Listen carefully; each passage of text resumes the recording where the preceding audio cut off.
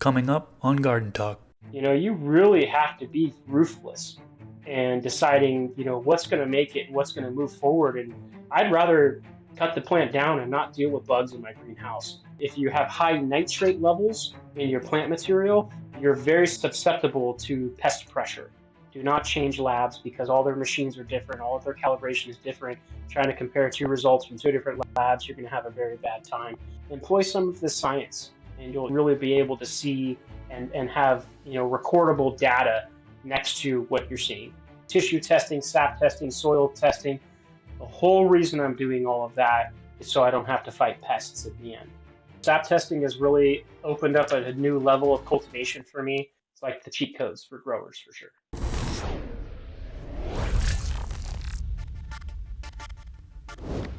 What's up, everybody? For you that don't know me, my name is Chris, aka Mr. Grow It, and you're tuned into the Garden Talk podcast. This is episode number 42. In this episode, I interview Tyler Platt from Grassroots Fabric Pots. He has been gardening for 10 years, and he grows a variety of plants, such as aloe vera, chia, apples, various vegetables, and medicinal plants. In this episode, Tyler talks about various testing processes, such as sap testing, soil testing, and tissue testing. He also talks about the outdoor and greenhouse operation that he's worked in. Thanks to all of you who support this podcast through Patreon. If you'd like to support, you can do so by going to patreon.com/MrGrowIt. Before we get into it, I want to acknowledge that one of my goals for this podcast is to bring zero cost for information about gardening, all plants, to the general public. That being said, I'd like to thank the sponsors of today's podcast who help make that goal possible. Big shout out to Spider Farmer for sponsoring this podcast. Spider Farmer is well known to produce high quality LED grow lights at a price lower than nearly all other companies. They have board style LED grow lights as well as bar style LED grow lights. I've used their SF1000, SF2000, and SF4000 LED grow lights in the past, and I got some excellent results with them. They also have grow tents, inline fans, and carbon filters. I will leave a link to Spider Farmer down in the description section below, and you can use discount code MrGrowIt5 during checkout for a discount on their products. AC Infinity is a sponsor of the podcast. Coupon code MrGrowIt will get you a discount on their products. I've been using their Cloudline T6 and T4 inline fans for several years now, and I absolutely love the automation built into them. On the inline fans controller, you can have set points for high and low temperature, as well as high and low humidity. This greatly helps control my indoor garden environment, so the temperature and humidity stays in the ideal ranges. I will leave a link to AC Infinity down in the description section below, and don't forget to use coupon code MrGrowIt for a discount on their products. Thanks to Dutch Pro for sponsoring this podcast. Dutch Pro products are now available in several countries across the world. For those of you that don't know, Dutch Pro is a plant fertilizer company that has base nutrients, additives, and pH regulators.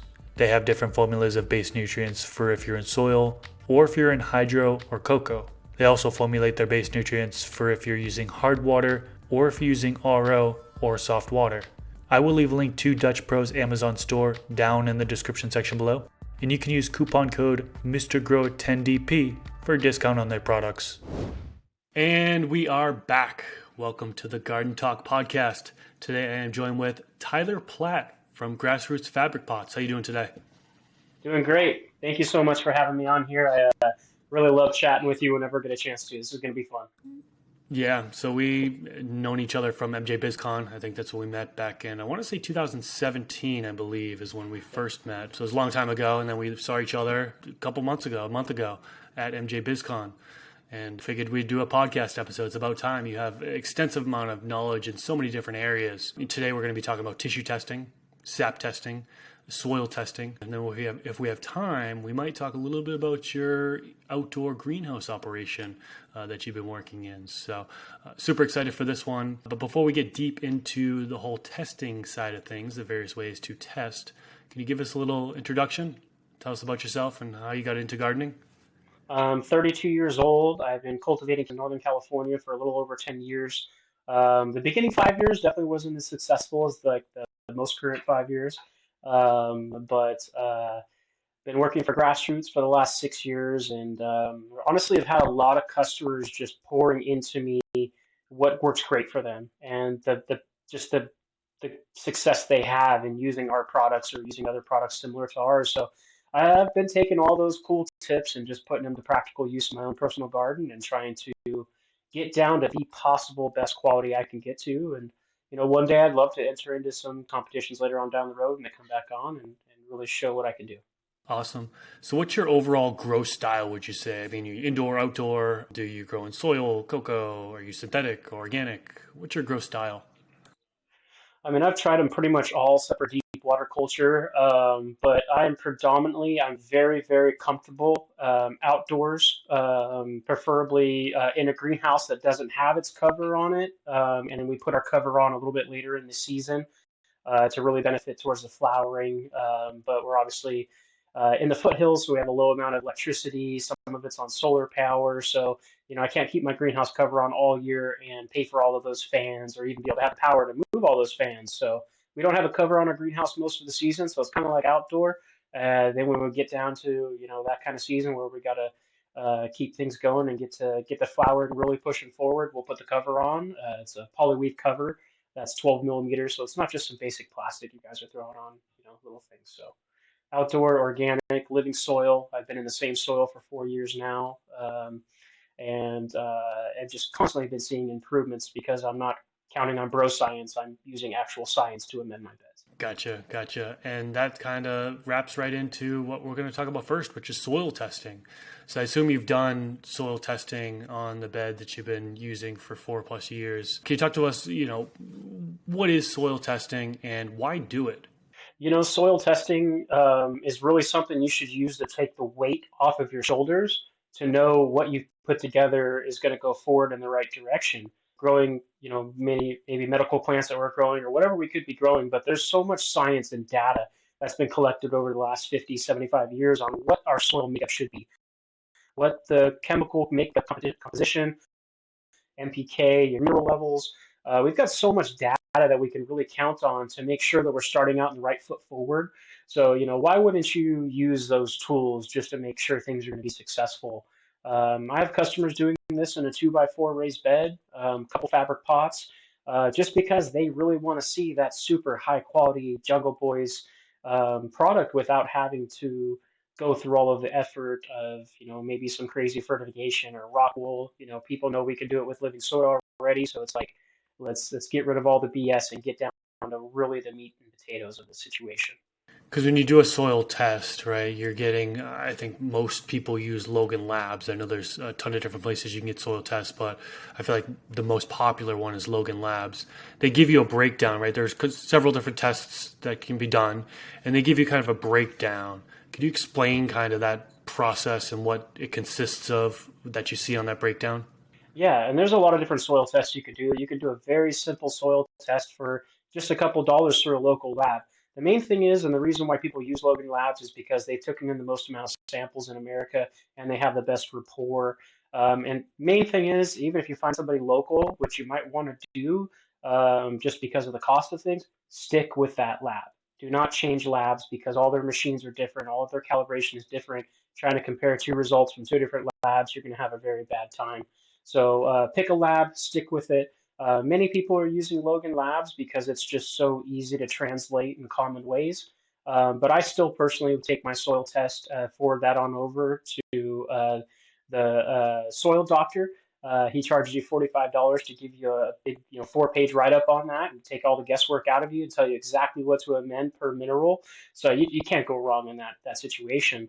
And you should be doing that soil testing a lot in the beginning and then taper off later down the road as we're seeing patterns. I know a lot of commercial facilities use it, right? I mean, it's so justifiable when you're going to have such an increase. You know what I mean? You mentioned $45 for the consulting. I think it's another $50 for the actual test.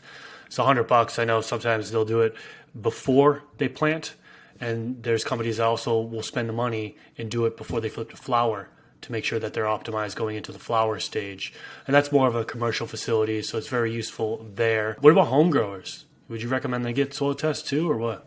Oh, definitely. The soil testing side of things takes a lot less. I mean, you only need 2 cups of soil. So if you're growing in any more than 2 cups of soil, you're definitely a candidate for it. It's just, can you justify spending that much money in such a small situation? For me, I want to reuse my soil forever. My soil is something like some of my customers consider their soil to be something they're going to pass on to the next generation of feet on this farm. So them managing it moving forward is very important to them. I know in a tent that's not that big of a deal. You can just wipe it clean and start over. But the main thing is return on your investment. Let's do this once, let's do it right, and let's prove to everybody else going along with viewing me to do this that it's successful and I know what I'm doing. So a small grower, small tent grower, 5 or 7 gallon pots, situation kind of changes too much to do this, but if you're going towards living soil or going towards just reusing your soil more than once or twice, definitely do it. Now, what about the folks that are running synthetics? And we say it is they can justify the cost of the test and the consulting, but they're a synthetic grower. They use synthetic or salt-based nutrients. Would you recommend them also getting soil tests? We would recommend a little bit of a different test. The test that we would recommend is called a drip drain test. So we're going to send in a little sample of the water that we're fertigating into the plant, and we're going to send in a little sample of the water that's off, draining off or runoff. So we're going to compare those two in the laboratory and see what's holding into the media by obviously what's collecting out of the bottom of it, and we can adjust our nutrients levels with that drip drain test to know where things are at and where we should move forward. Okay, gotcha. And then I talked about the frequency, like I've heard of commercial facilities getting testing before they plant the crop, also flowering stage. What is your recommendation for how often? I've heard some people say only once a cycle, once before you plant.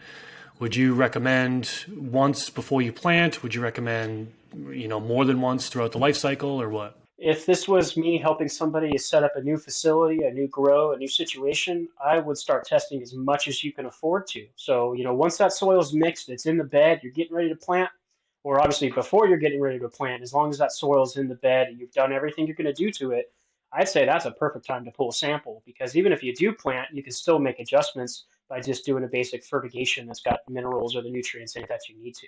How do you actually take a sample for those that don't know how to do the whole sampling process? Definitely with rubber gloves on, because we don't want any oils from our fingers to affect that test or anything like that. If you can afford to, you should go to Amazon and order a core sampling tool. So there's a cool T-shaped device that you can insert into the soil, turn it, pull up, and then it's going to collect that sample so you can dump it into a bag. So you're not touching it with anything. You can guarantee it's going to be as best as possible. Um, Logan Labs requires 2 cups of soil. I personally will do a saturated paste test where I'm sending them my soil and 8 ounces of my water. They're going to combine the two together and create a paste. So they're best trying to recreate my situation at home. And then they read the available nutrients that's available to my soil, allowing me to know what to amend.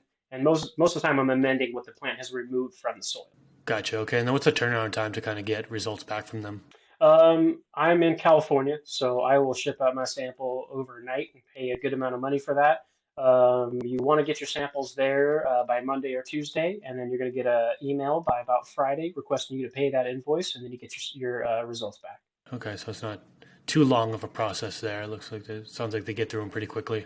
Yeah, they get through them pretty quickly, and then the next step would be forwarding that information over to whoever's going to translate out your soil tests. You can, invest a lot of time and effort into trying to figure out where those levels would be. I recommend at least getting with the soil doctor once to have him explain what these levels should be, and so then it gives you something to work towards, in the future. Absolutely. And if anybody wants to learn more about soil testing, I actually did a whole podcast episode with the soil doctor. So I recommend you guys go check that out if you want to learn more about soil testing, because we are going to move on to sap testing. Want to talk to us about what you know about sap testing? Yeah, sap testing has really opened up a new level of cultivation for me. When you talk to Jenny Garley at New Age Laboratories about sap testing, she commonly tells how a lot of her customers will refer to sap testing as getting the cheat codes on these plants for really trying to get the best genetic expression possible. We really want to have the best nutrient load possible. We're asking these plants, whether it's a fruit tree or whether it's a vegetable or anything, to run a race for us and to be producing the best possible product at the end of that race, because we want something that's going to be, highly, highly minerally charged to really benefit our bodies. So Using sap testing, we compare the top leaves at the top of the plant and we compare the bottom leaves at the bottom of the plant. At the bottom, you're always going to see the deficiencies. You're going to see those yellow leaves first. You're going to see that discoloration. You're going to see that weird stuff. Also, plants, if they have an over of too much nutrients of one kind, they're going to get rid of it in those lower leaves. So we're going to collect about 90 grams of samples from the lower leaf of the plant. We want leaves that are fully developed, but still have obviously, nice green color in them. And then with the top of the plant, we're going to collect from almost the top of the plant, but a little bit lower where we have full growth of the leaves. We don't want a brand new leaf that's still going and pushing out. We want something that's gotten out to its full stride at least. We're going to take those leaves. The laboratory is going to extract the sap out of those leaves. So they're going to squeeze it out, extract it out, and they're going to compare it to the bottom to the top and see. Obviously, the newest growth at the top is going to have all the nutrients in it. And like we discussed a few moments ago, the bottom is going to have all the deficiencies. So they're comparing the bottom leaves to the top leaves. That gives us a chance to see what's not making it to the top of the plant. We can do this soil test and we can get this soil absolutely dialed in and perfect. But the SAP test allows us to quantify what's processing through the plant to create that end product. So it's very important to do that, as soon as you have enough leaf material to send in that 90-gram sample. A 90-gram sample is about a full one gallon Ziploc bag. I just fill up a whole one gallon Ziploc bag, measure it out, and we're well over 90 grams every time, and that gives them plenty of material to really go at that. If you don't have enough leaf material, I think you would find a tissue sample testing very simple and very easy, because you can take a small sample of the plant, whether it be the petiole or the stalk, and send that in, and that allows them to do a different where they ash it, they burn it, and then they measure those levels to see what's in the plant and what it's going to do. Compared to a sap test, we're squeezing out the juice and measuring that, kind of like a blood test that the doctor would do, giving you a real-time way of doing so. So with the soil doctor, I know he counts on the tissues testing. He says that's the way to go. He counts on that. He loves that. That's just been around for a lot longer. The sap testing is definitely a little bit newer to the game and can give you a little bit of a more real-time situation with what's going on. First time I conducted sap testing, I found out if I feed any more nitrogen, I'm going to start creating a pest problem. If I don't feed my minerals that I'm lacking in, I'm going to end up having some PM issues. So it's very commonly known in all plants. If you have a deficiency in copper, you're most likely going to end up with mold or mildew. So I saw those copper levels were almost non-existent. They measure them in parts per million. So I said to myself immediately, okay, I need to start doing some copper foliar sprays. Now, the only way to obtain a lot of these minerals is to use a sulfate, which is a non-organic product. So that's a big shocker for some people. I don't want to use something that's non-organic in my organic garden. Well, you have to understand that as far as everything goes in the state of California, everything goes in the United States. If we're taking a test, a sample, we're sending it into a laboratory, that laboratory is determining that we're low on these levels, we're allowed to use a non-organic substance to get those levels where it needs to be, and it still remains organic because we have not gone over those levels. Now, the second we add way too much and we go over those levels, it's not considered organic farming, and you're synthetically feeding the system, or obviously, and you're going to have problems because you've given it too much. So with that sap testing, it really let me lead forward with some corrective foliar sprays and some improvements in growth. And that year I was blown away. I planted July 1st in my greenhouse, and by I think about August 14th or 15th, the time when everything flips over to flower in California, I had tremendous growth. I had sometimes 8-foot growth in some of these plants, which is just absolutely insane. But I'm using that sap testing to be feeding it supplementally, like spoon feeding it everything it needs, and I know what it needs because I collected those samples, and I'm not using bro science. So it's been fun. It really has been. It's been quite a journey. It's like the cheat codes for growers, for sure. So how often would you do a sap test? Just like a soil test, you want to do it, frequently. For me, the first year I did it, I pulled my samples. I saw these low levels. I did some corrective foliar spraying for a week or two. I had to wait 3 days after foliar spraying before I can collect my next sample. So then I got to the point where a Friday afternoon, I'd come to my farm, do my corrective foliar spray. I'd be there Monday morning at 8 a.m., collect my samples before 8 a.m. because it's really important to collect those samples as early as possible in the morning. Then we're gonna, immediately overnight ship those out. We're gonna cold pack them so they don't, get a chance to volatilize or anything crazy happening in there. It's gonna be nice and cold, and get that out there, and it's gonna give you, a great response of what's going on. So when I first started doing this, I did it a lot because I wanted to see the changes and see what's going on. This last year, I felt it a little bit more accurate to do a test before I planted.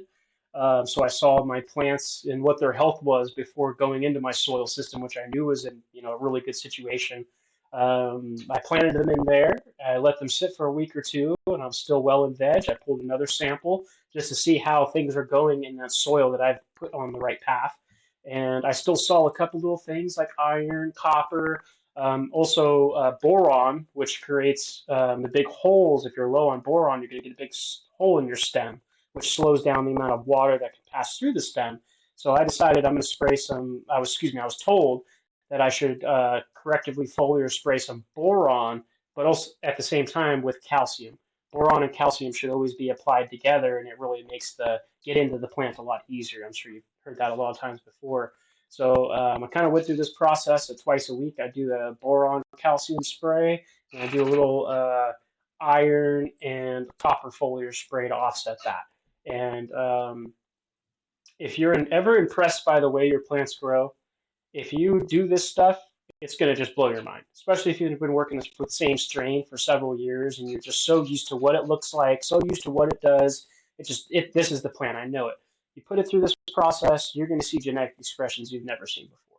Gotcha. So it sounds like sap testing can be extremely beneficial in certain circumstances, especially if you're at like a commercial facility. Now, let me ask you this. Home growers, do they traditionally get sap testing done? Well, with the sap testing, you have to have the right amount of leaves to send in the sample. You got to have 90 grams at the top and the bottom. Yeah. So, you're going to have to be at least, in a 4x8 tent, pushing 4 plants per 4x4 square to have enough leaf material to do so. If you don't have enough leaf material to do so, honestly, I think you're going to find tissue testing a better way of going because it's a smaller sample and you get pretty much the same amount of data. How much does a sap test cost? New age laboratories, if you just do one test, just once, I think it's $75. If you sign up to do 10 tests over whatever period of time you want to do, you can get it for a little bit of a lower price. I believe it's somewhere around $60. Okay, and so that one test, that's for both the top part of the plant leaves that you collect and also the bottom part of the plant? Yeah, that's considered one sample, the new and the old, and they're compared together. And then we get a breakdown of every different mineral, your Brix level, so we can see what the sugar levels are. We're going to see the pH of the plant material. We're going to see so many different things that really allow you to become an expert in your own situation. Especially for people who are doing side-by-side stuff or have the same setups as other people, you really want to take a step ahead, employ some of the science, and you'll really be able to see and have recordable data next to what you're seeing. That makes sense. Yeah, sap testing is something I've never done before. I'm just a smaller home grower. I grow no more than 12 plants. That's all I'm allowed to grow in my state. Soil testing I've done before, but the sap testing I haven't. So I think I need to kind of send one out. And I think for me, being a home grower, when it would be beneficial to do it is maybe while it's in veg, big enough to where I can pull the leaves off before flipping to flower. I feel like potentially that would be beneficial because then I'd get that report, know where I'm struggling, make adjustments before flipping to flowering. What do you think?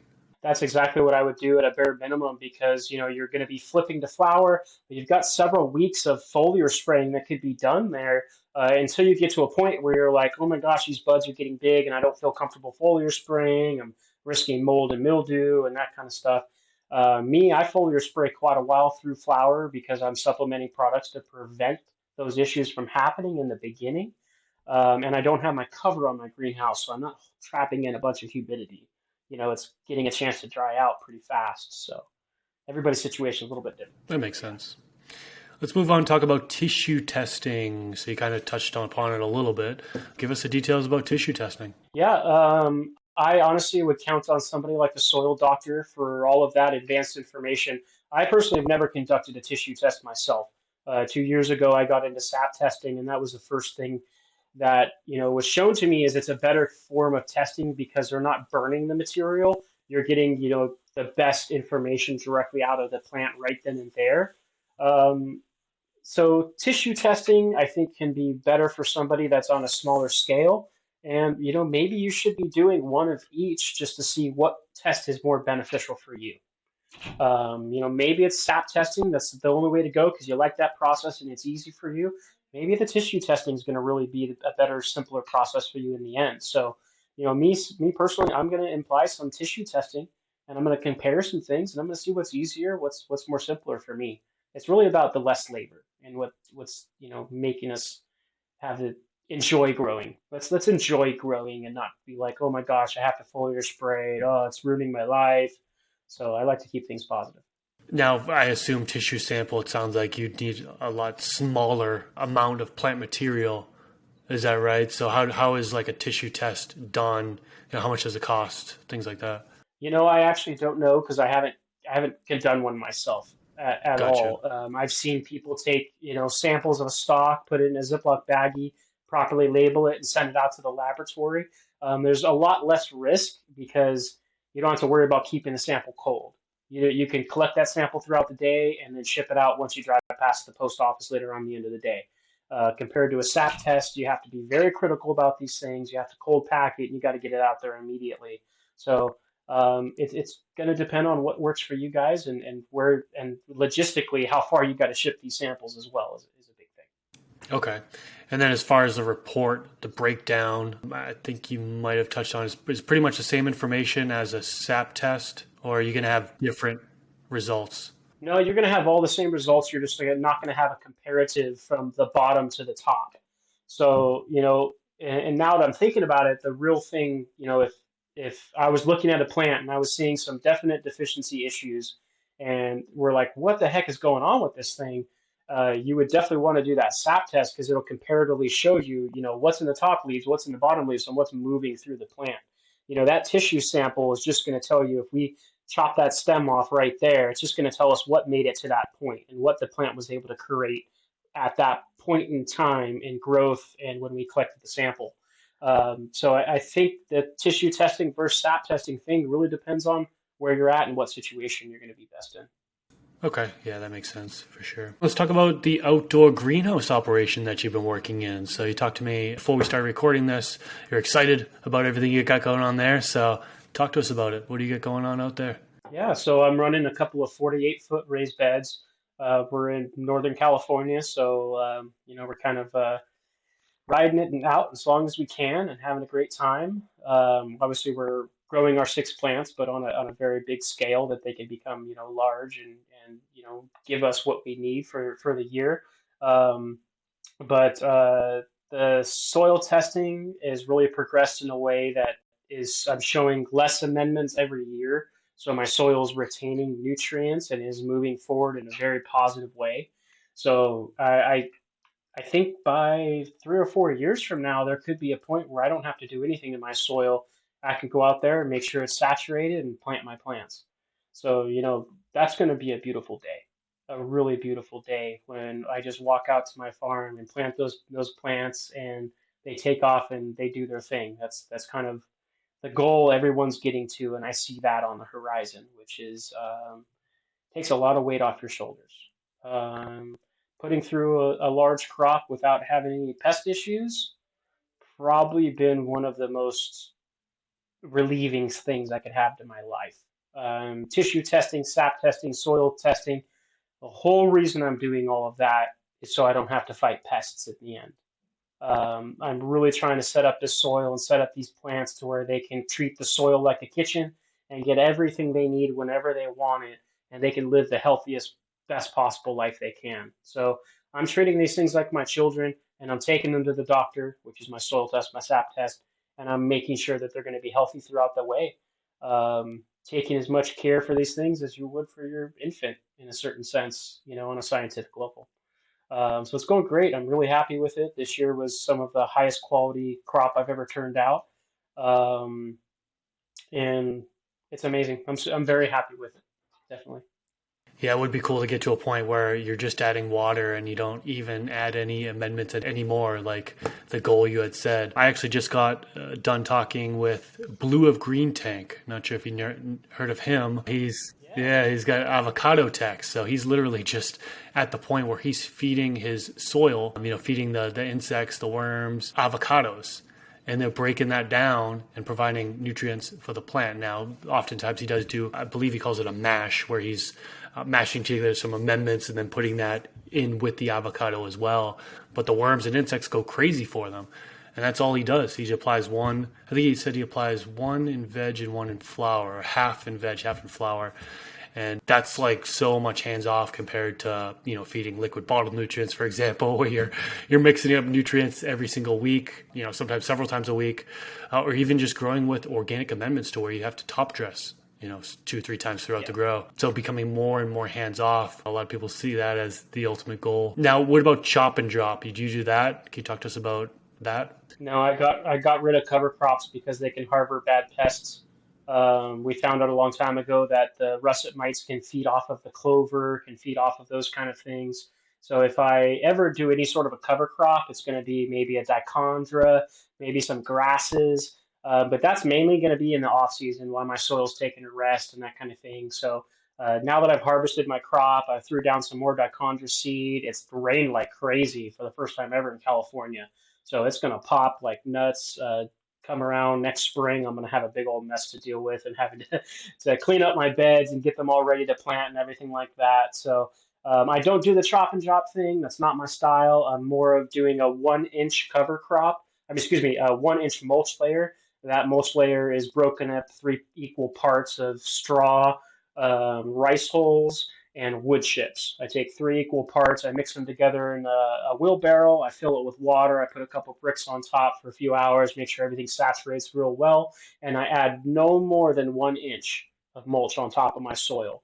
More than that can suffocate your soil, make things hard for the worms.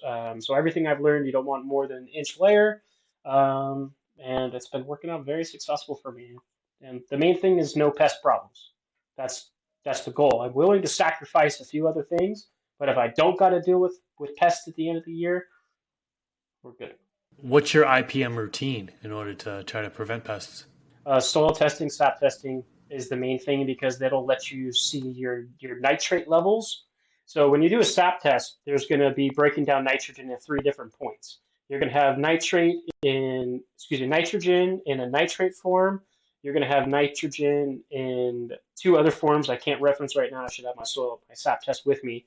But we found out if you have high nitrate levels in your plant material, you're very susceptible to pest pressure.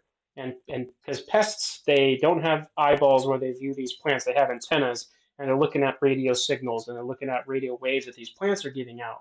So if they have high nitrogen nitrate levels, they're giving out heavy signals wanting those bugs to come to them. So for me, if I have low nitrate levels and I have beautiful green growth, I know that my plants are going to be very less susceptible to pests.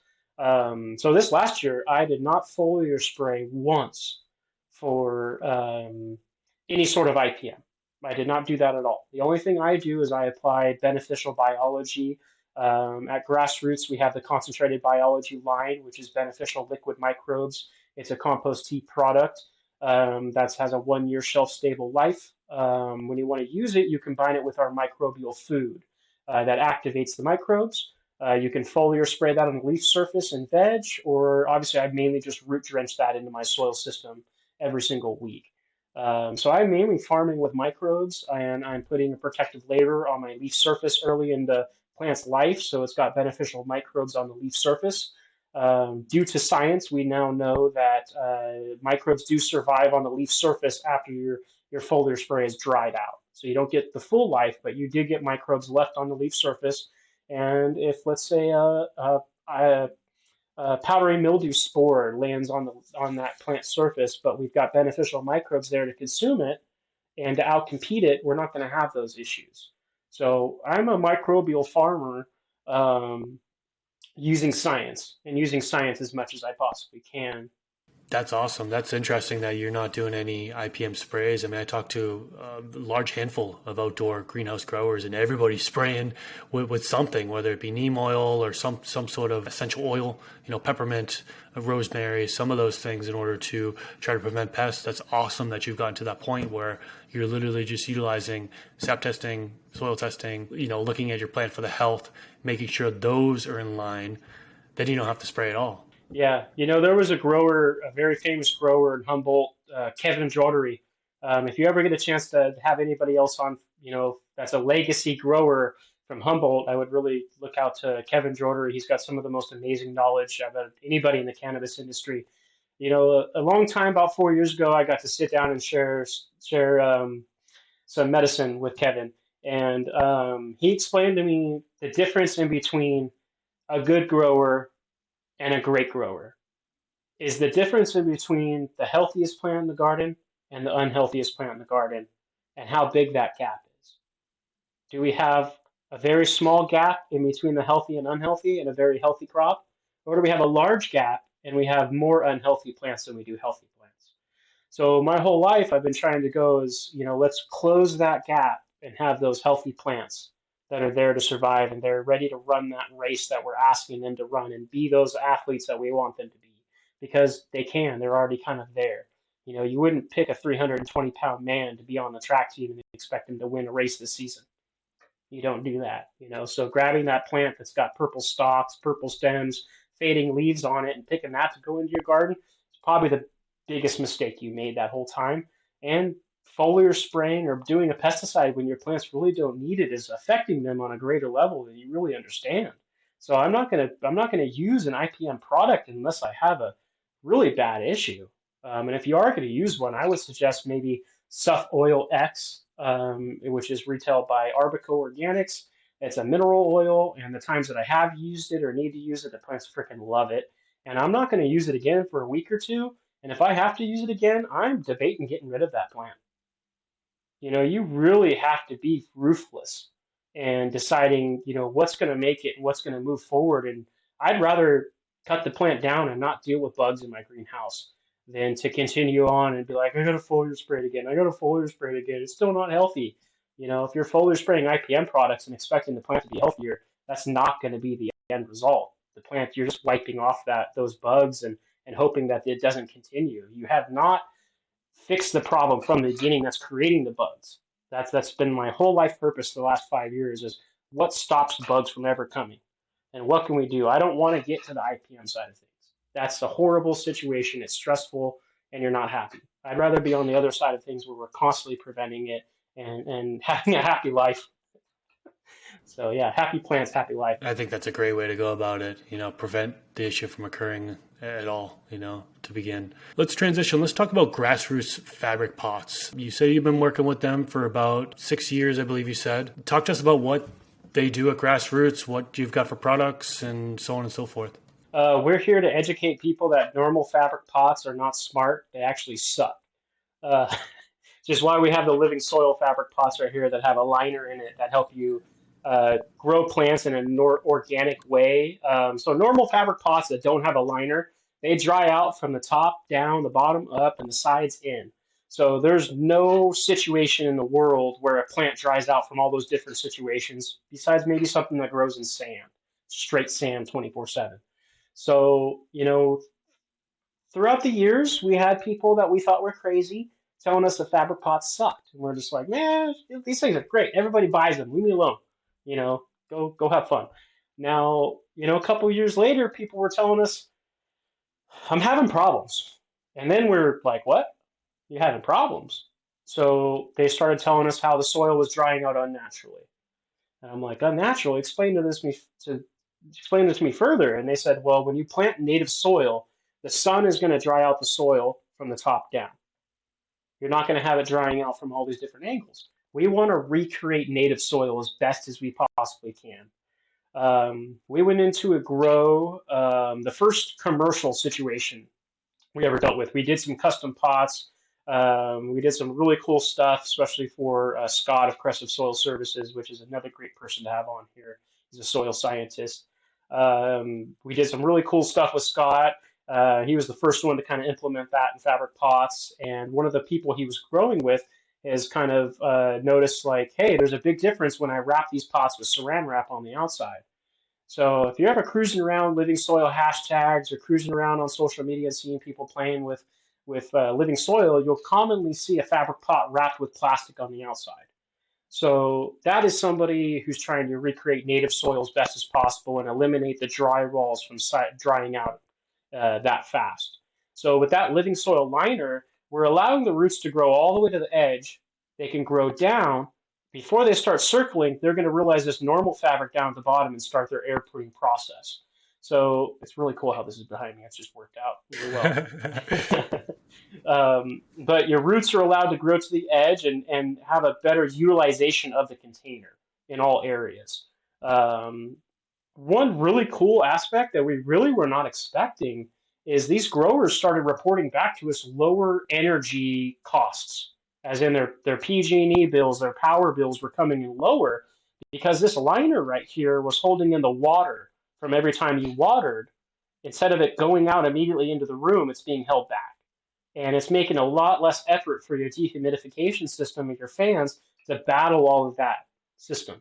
So save water, immediately have fungal life growing. So that was one of the first things that if you wrap your fabric pot with saran wrap, you'll probably see a mushroom or two pop up within 24 to 48 hours. So it's like, oh my gosh, all that biology is there, but it just was never given the right situation to really cultivate, proliferate, and go crazy and be able to do its thing. So anybody out there growing in a normal fabric pot, I really would urge you to wrap it and see the differences and see how much water you save and see how much happier the plant is. And then on top of that, move to a living soil fabric pot or raised beds because that's really where you need to be in the future for growing your vegetables, your plants, your medicine, all on the same program. So Grassroots Fabric Pots, we really make a lot of custom stuff. We're in Sacramento, California, and we have a 12,000 square foot manufacturing facility where we make all of this stuff right here in Sacramento. Our fabric is from the state of Georgia, so it's American made. If you've ever been in the military or have any family members in the military, this fabric will look very familiar to you because this is the same fabric that's used for the U.S. military in their HESCO barriers, barricades, any forward operating base, anything like that. This is from the same exact manufacturer. We just have a little bit different specifications as far as the thickness goes. With those barricades, they can go with the thinnest material possible, and it does great. So for us, we went with something a little bit thicker. We went with an 8.5 ounce material, which shows the weight per square inch. American made, no heavy metals, very consistent fabric. Indoors, I can't estimate a life on it. It's probably going to last for pretty close to forever because there's no UV light to break it down. Outdoors, you've got the UV light coming down from the sun. That's what's going to break down the materials over time. There's not much you can do about that. Our products outdoors in the harshest conditions are going to have a minimum life of about 5 years. Probably well over that. We know we're being conservative. Awesome. Yeah, I have the 2 foot by 10 foot bed outside. I got some veggies there. You gifted it to me several years ago, man. Had to have been 2019, I think, is when you gifted me that one. So I appreciate that. And I like them. I agree with what you say about how like fabric pots, it just dry outs from all angles. And when you got microbes that you need to be there to break down those amendments for the plant, turn them into usable nutrients for the plant.